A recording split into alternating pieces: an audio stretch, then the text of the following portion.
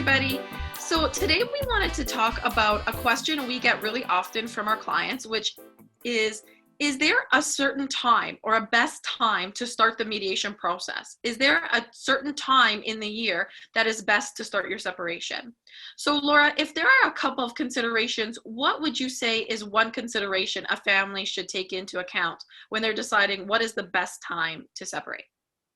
And I think that's such an important question because we do have families who are still under the same roof and they're not sure whether, they're questioning and they hear from friends, from families, TV, all that stuff about, best time to separate. I think ultimately best time to separate is, there is no best time. Yeah. Best time to separate is when it's comfortable for you. If you are living under the same roof, you have to assess the level of conflict, for example, the level of tension, right? If there are any children involved, you also have to assess how you're living under the same roof, not yet physically separated, can impact the well-being of not just your children, but also as your co-parenting relationship as a whole, right? So that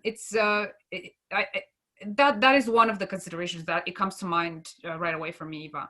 Yeah, I think the conflict is such an important point because you may be able to live together, for another season or even another calendar year, but is it healthy? Is it safe for everybody involved, right? And that's what we tell our families. If it's not, then you may need to make changes sooner rather than later, but we can help families do that. We can help families make changes that are short-term and long-term. It doesn't have to be one final plan. I think another consideration, maybe Laura, you can talk to this about what parents need to consider, is whether they have a home and what to do with that home. So if there is a home, there's always a consideration what's happening with the home, right? Generally, there's either a sale of the home. So then they may be having, they have to factor in whether they're looking for a spring market, or they also have to factor in the closing time. If you list, just look, there's a chunk of time that gets added on depending on what the parents would ultimately want to do with the home. Sometimes there is not a possibility for one of the parent to buy the other one out of the home. And sometimes there's the fear that, oh wow, if we are starting mediation, that means we have to separate everything physically and the accounts, and I have to get out of the home. And that is not the case at all. In fact, it is if you are going to live and there's an agreement that you're going to separate a little bit later, but you are staying under the same roof, there's always a good a good idea to talk about how that looks like, right? So, and mediation can do that for you and with you.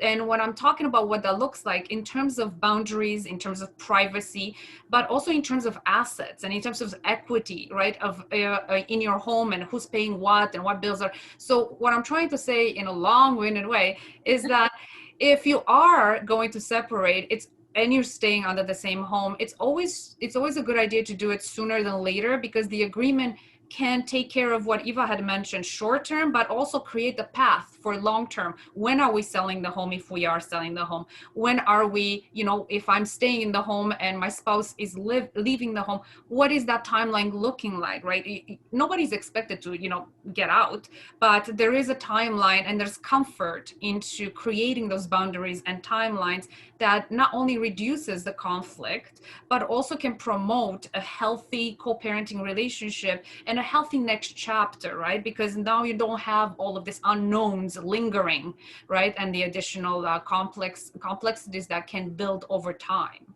That's absolutely a good point. And I think probably the last consideration, for a family would be if you have children and you're going to be separated into separate residences, is there a specific time that might work for your family? So maybe when we're working with parents, what should parents consider in terms of their children and their daily schedules, Laura? And that's a very important question. When there are children involved, of course, everything revolves around them and their well-being and their healthy transition. There are quite a few factors to look for. Whether you want to transition into two residents in the summer when there's a little bit more time, so they're not in school, so there's not a lot of movement all at once. Another thing is their ages, right? Age appropriate moves, right? And affordability. Where are you going to move? What is going to be the distance is going to impact the level of, you know, your parenting time, right, with each children. If you move 10 minutes away from each other, that may not be such a huge disruption, but if you move an hour or two from each other, then it may take a little bit of legwork in order to create a parenting schedule and a plan that, you know, focuses on that element as well, right? So the distance, the geographical distance, where affordability, you know, where they're at in school. Are they just finishing high school and you need to stay in the neighborhood because all of their friends are there, or they're just starting, you know, at JK, or, you know, Right. or they're online right now and it's not really going to disrupt schooling per se, so you should do it sooner than later type of thing, right? So all of these factors come into play, and they do actually get addressed every single time you start a mediation. So that's the clarity of the next path that I was referring to, that you can create this path and alleviate any concerns, right? And have a solid plan of next steps for everybody involved, and then have answers for the children too, right? Because the children will have questions. So you'll be prepped not just for yourselves, but you'll be prepped for your children's questions as well.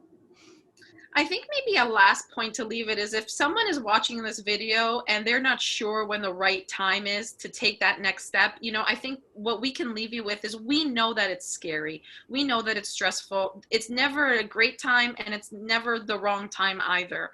I think what the most important takeaway here is, if you start the mediation process, that doesn't mean that anything has to happen right away. We can set timelines, as Laura said. We can talk you through all of the considerations and the things you need to think about and plan for. It's just about starting a process so we can start having those conversations and prep you not only financially and strategically, but also emotionally, so you know what the next thing to come up and what it looks like. That's a great point. Thank you, Eva. This was great information. And of course, if anybody has any other questions, please email us or make a comment on the video, and we'll always try to, you know, to respond in the next, in our next video podcast. Thank you. Bye for now.